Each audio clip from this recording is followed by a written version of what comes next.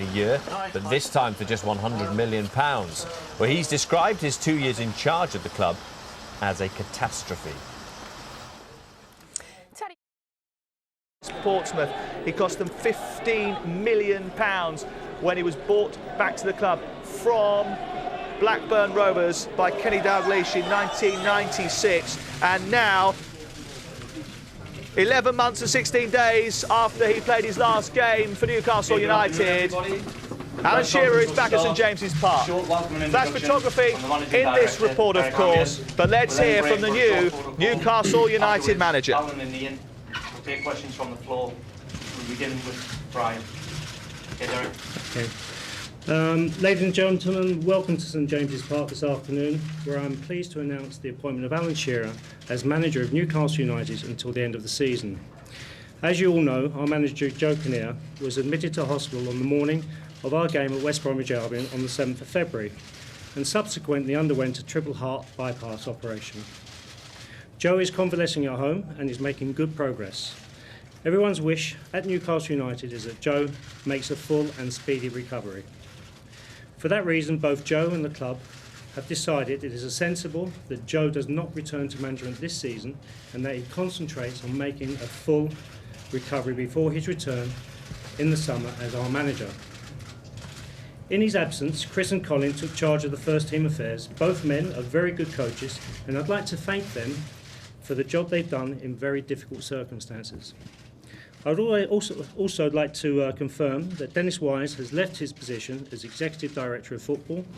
The club would like to take this opportunity to wish Dennis well for the future. There are no plans to appoint a replacement in this position. With 8 games to play, we find ourselves fighting hard to preserve our Premier League status, and nobody at Newcastle United is under any illusion as to how big the challenge is. No football club has an automatic right to be in the Premier League. But I have said before that it would be unthinkable for us to lose top-flight status. We must do everything we can to prevent that happening. And that is where Alan comes in. Alan Shearer needs no introduction to anybody here, nor to the many thousands of Newcastle United fans across the world. I would like to wish Alan, Ian and the team the very best of luck for the rest of the season. Thank you. Have the photographers forward now. We now have a short photo call, please. Stand.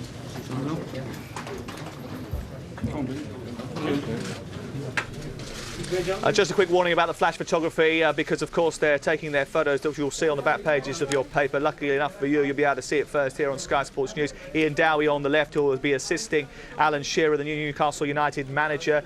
Derek Lambias on the right-hand side, who's thanked Chris Hughton and Colin Calderwood for their work. He's explained that Joe Kinnear will concentrate on getting well until the summer, when he expects Kinnear to take over again as the Newcastle United manager. He also said that Dennis Wise has left as Executive Director of Football, and the club are fighting hard to save their Premier League status. He said it was unthinkable to lose that, and Alan Shearer needs no introduction. And I'm sure when we speak to him in the next few minutes, we'll hear See what you've done, you've scared him off already. There he is. This is Alan Shearer.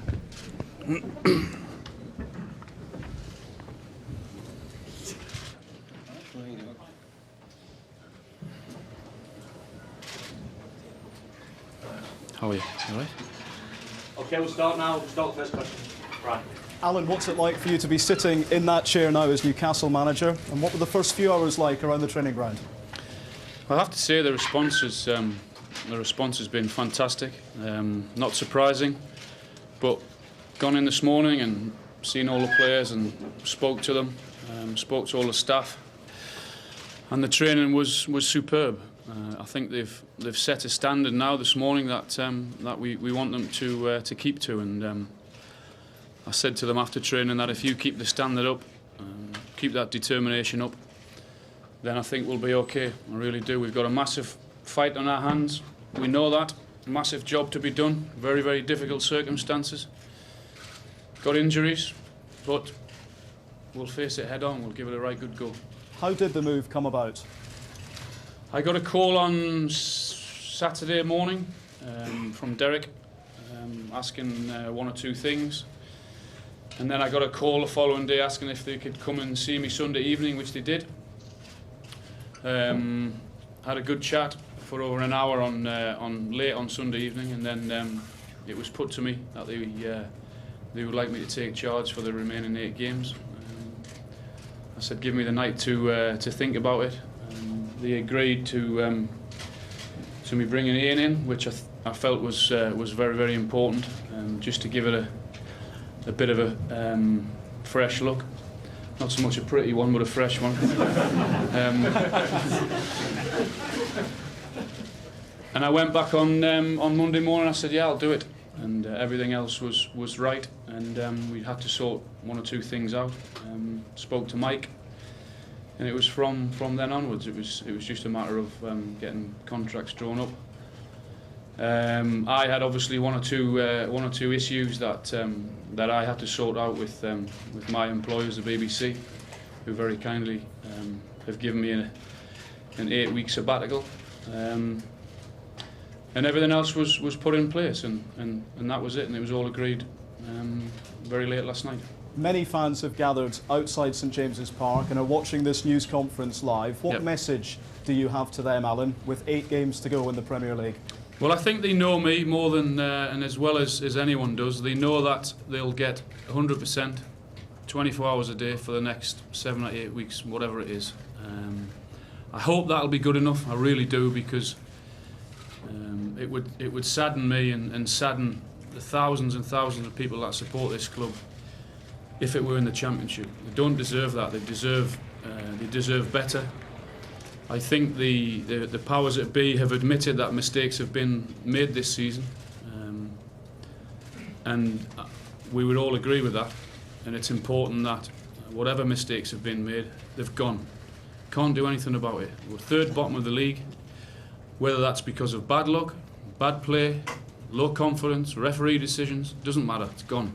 History.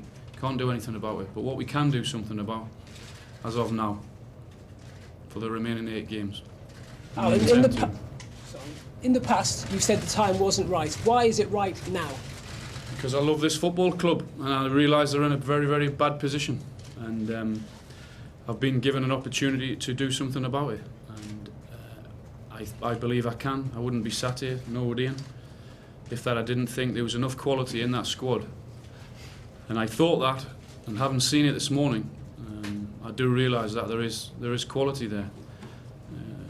There's quality there, but they're not playing with much confidence, and it's my job now to try and get that right. Do you think you've taken this job for you, or for the fans who have looked after you so well? Do with me. As I said, I haven't taken this job for me. I could have been sat on the sofa on Saturday evening and being analytical and being critical. It's great. I love that we do, but the opportunity's right, and I believe I can help the football club get out of the position they're in at this moment in time. How important was it for you to be able to bring in your own people and perhaps let people go on that didn't fit part of the Alan Shearer backroom staff? Well, the people that have moved on were moving on anyways. That had nothing to do with me. But the people that have come in, Ian, and I've brought Paul Ferris in to oversee the medical department with me. The people that I've brought in are experienced people. Ian's been in this position before. He's been in a relegation dogfight. He knows what it takes. He's a great character, and it was important that he was sat alongside me. Is it definitely only for 8 weeks, Al? Yes. Yeah, it was. That hasn't been discussed. Joe Kinnear is recovering at home. And we all wish him well. What part Joe has to play for next season or the season after that, you'll have to speak to the necessary people. That has nothing to do with me. All I'm interested in is 8 games and 8 games only. If you keep them up, there'll be a huge push for you to stay. Good. That's the job. That's what I want. How could you I want that. How could you possibly walk away from that situation if this tenure is a success? I was asked to try and keep Newcastle in the Premier League, and that's my job. Now I've got 8 games to do that. And there's been a lot of talk about messiahs and all this, and Kevin King. I mean, do you think you can, because of who you are, there is a special extra quality that you bring to this? Well, I understand. I mean, I'd be daft to sit here and say that I don't understand it. I understand the clamour. I understand why the fans are outside. I understand why you guys are here, because it's myself and Newcastle United. But we have to get away from this Alan Shearer thing. It's not about me. It's about keeping this football club in the Premier League. And I'll be trying as hard as I can to get away from that. Yes, I'll go out and I'll see the fans and I'll sign the autographs and we'll speak to them and give them as much as we can. But we have to try and forget this thing about me, and we've got a job to do. There's been a lot of talk about money and bonuses, but presumably it's about something more fundamental than that to you. There's a big bonus at the end of it. That's keeping this club in the Premier League. That's the bonus for me. Nothing else. It will be about Alan Shearer if you keep them up. You won't be able to get away from that. Well, I'll try my best. How will you do that? Because I want to put it onto the players, because they're the important ones. They've had a tough time, as I said, for whatever reason.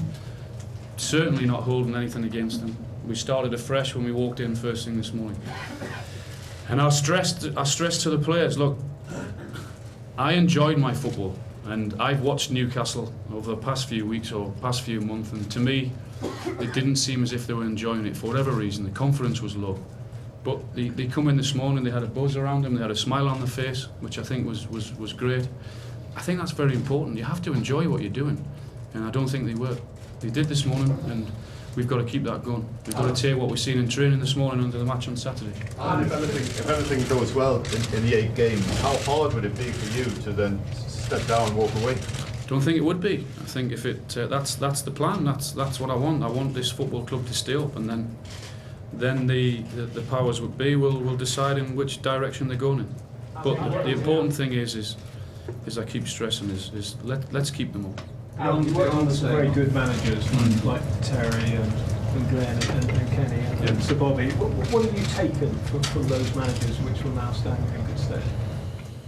I think you go through certainly your playing career, and if you have ambitions to be a manager, which I've always said it interests me, you tend to pick up what you feel are the good things from the good managers that you feel you've had. And you're right in what you say. I've had some very good ones. I've had some very experienced ones, which I've learned a lot of. And I've tried to, even in the 2 or 3 hours this morning, just try to say 1 or 2 things to the players. What I remembered what helped me when I was a player.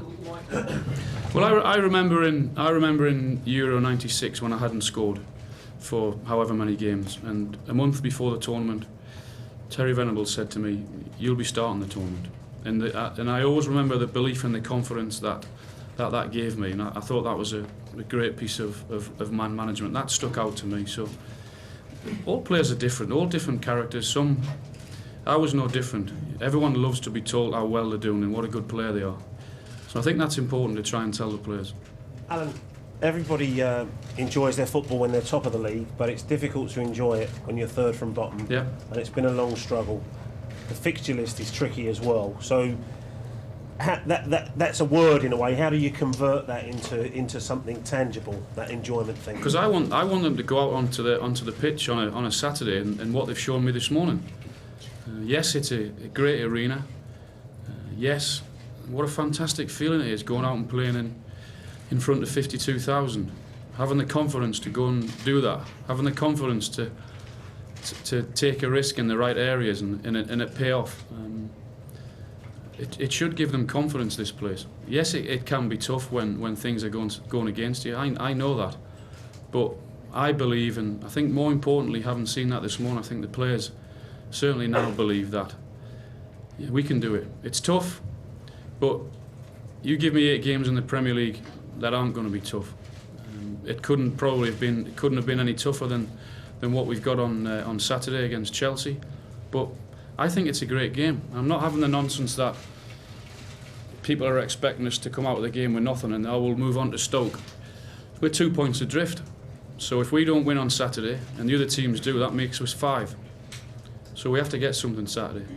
It's like getting confidence back to the players. Have you had a word with Mike Maloney? It could be the most important man, I'm sure. Yeah, I spoke to a few of the players this morning, as has Ian, just to try and remind them of standards.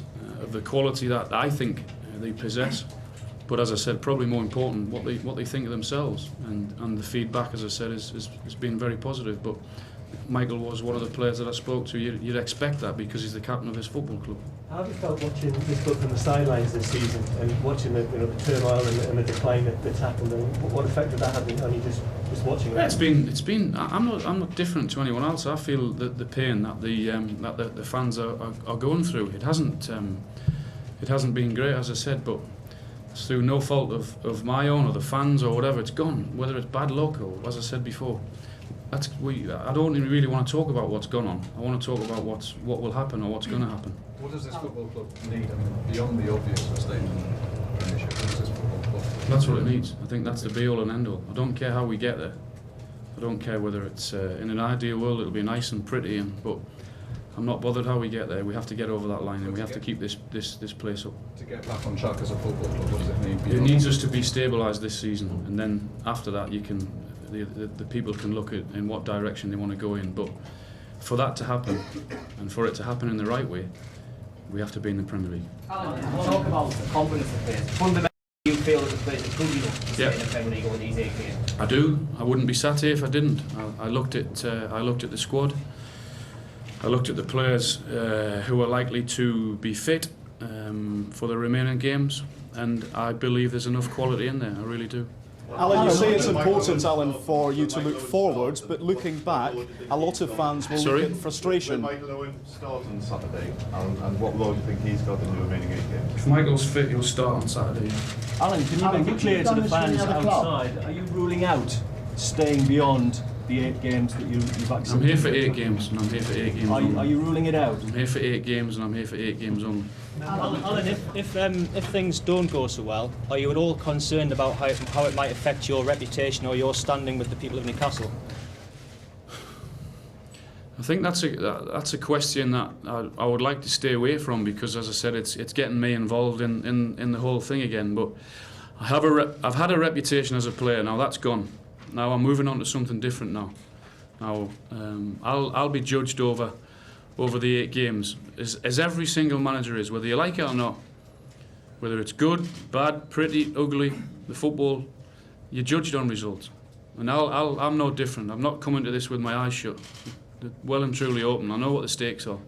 Alan, would you have done this for any other club?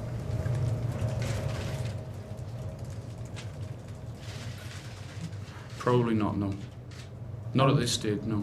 And was there a point in the season when you were looking at what was going on here, when you actually thought to yourself, if they were to ask me now, I think I could actually do something? I've never thought that, to be honest. I thought that they were, with Joe, although the results to begin with were decent, then they sort of tailed off, and things weren't great. But I'd never crossed my mind to say, well, I wish they'd turn around or I hope they ask me.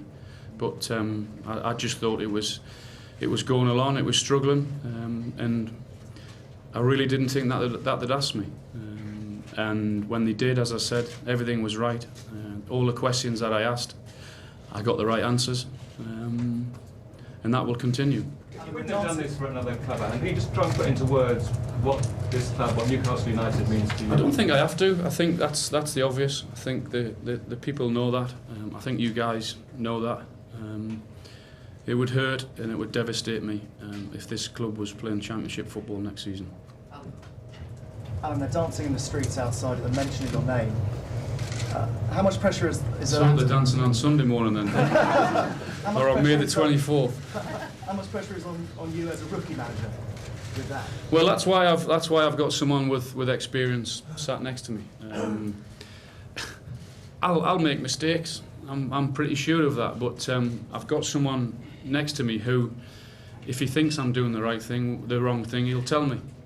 And I think that's important to have that as a number 2. He's big enough and strong enough to say, I don't think you've done that right, or you're not doing the right, or you shouldn't do that.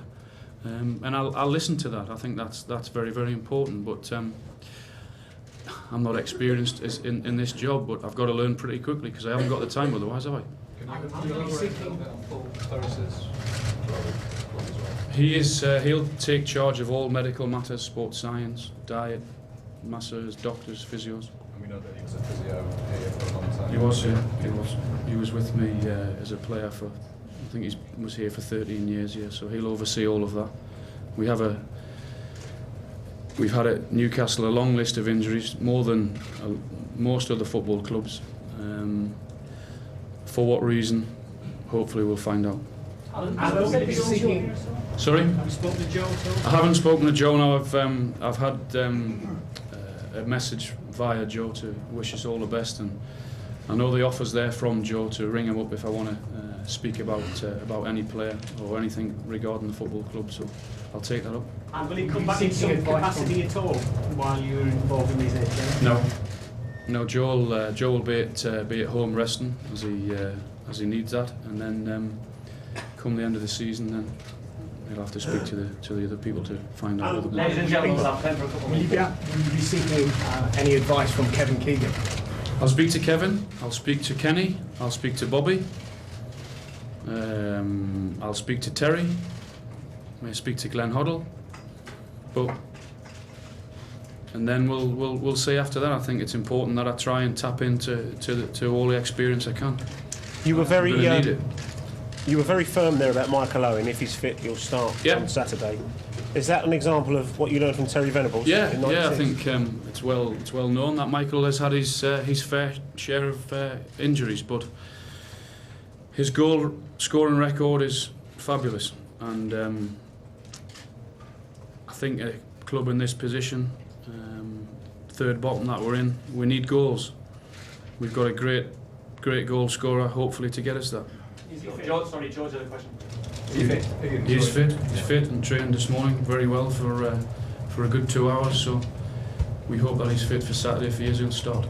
Can I just ask Ian about your role here, how pleased you are to be involved with Alan and your relationship with Alan? Well, it's, to be first and foremost, I think it's a mark of Alan. I think, as the Mexicans would say, I think Alan's shown good cojones to take the job.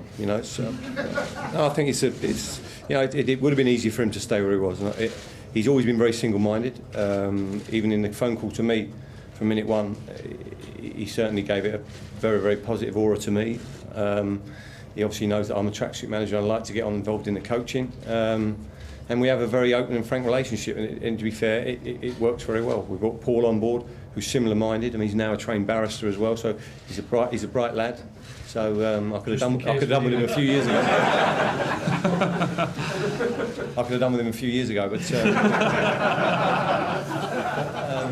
But from my view, it is about that. Listen, Alan said to me what he wanted, and listen, make no bones about that. I've come in to try and shape the team that Alan wants, and that will be in certain types of training.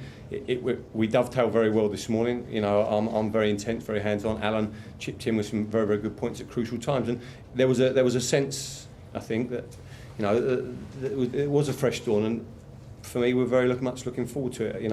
I can take all the mundane things that sometimes drive your man as managers away, in terms of the organisational stuff that Alan doesn't need to worry about. It really has no massive effect on the team. We can deal with that, me and Paul, and that's very important. That Alan is clear and single-minded about team selection, and about getting performances. And Alan hinted at it as well. There's no point you coming here to be a yes man to Alan. You're a strong individual. I think anyone who speaks to me, I'm not one of them. Listen, the fact of the matter is, we'll have very frank discussions, and then Alan chooses the team. That's very clear, and then we'll look back on the week and we'll revisit it and what we could have done better. I think that's very important. As a staff, as a coach, you have to look back what you could have done better. And I have to say, I think if you look inwards sometimes first, that's the best. And the players, to be fair, deserve to be told how well they did today, because the tempo was fantastic. I couldn't have asked for any more.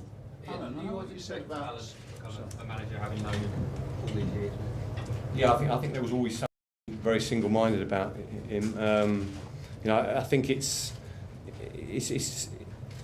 unusual you get someone who has the ability to say a salient thing at the right time. And I think Alan doesn't tread on eggshells. He tells you how it is, and I think that's very important. He's always been that way, and clearly he's been a magnificent player. That was then. This is now, and it would be very mischief. I think Alan will be a very, very top-class manager. I really do. I think he's got that single-minded nature that he can do that. Alan, I know what you said about enjoying sitting on the sofa. Does there come a point when you are sitting on the sofa, however, when you think, I've got to get off the sofa and actually see if I can do this? Yeah, it's I've always made it clear to the BBC that at some stage in my career, my life, then I would like to enter management. I have to say I was surprised at the time that I was asked on Saturday or Sunday it was rather. But I just think it's a tough opportunity, but I think it's a great opportunity. I really do. And as I said before, I wouldn't be here if I didn't believe that the players we've got can keep us in this league. Did you always think that one day you would manage Newcastle? No, I didn't. I've always made it clear that I'd like to be a manager, but I've never ever said I'd like to be a manager of this football club. I've always said I love this football club. But other than that, I think it would have been wrong of me to turn around and said I would love to manage this club. Have you turned down the job before? Sorry? Have you turned down the job before? I turned the job down as to come in with Kevin, but as in full time, it's been discussed, but it's never been offered. Alan, for you to look forward, but what would you say to the supporters who look back with a sense of frustration, a sense of anger of Dennis Wise's role at this club? Well, for whatever you like the role or not that Dennis was in, Dennis, as Derek had said, they've thanked him for his services and he's gone his own way. That was happening irrespective of whether I came in or not. So, as I said, they wish him well. I made my feelings earlier in the year on that side of things and directors of football, and I'm sure everyone doesn't want me to go over that again. That was my opinion, I think, which everyone is entitled to. Whether it upset people or not, I don't know, but that was my feeling at that particular time. It's only 8 games, Alan. Yeah. But clearly, when you're plotting your future, you don't envisage your Newcastle managerial career the last 8 games. Could there be a possibility of coming back later? I envisage sitting in the stand next year watching Newcastle as a Premier League football club. And I'll be doing everything in my power to make that happen. One final question, Nicola. Alan, the last time you walked off that pitch, you were very emotional. How will you feel when you walk into the dugout on Saturday? I'm really excited. I'm really excited to get out there. As I said, I don't think we could have asked for a tougher start in Chelsea and their experienced manager, going in against a young rookie like myself. But we will give it a right good go from now till the end of the season. We will. Thank you, everyone. Thank you. Thank you. Thank you.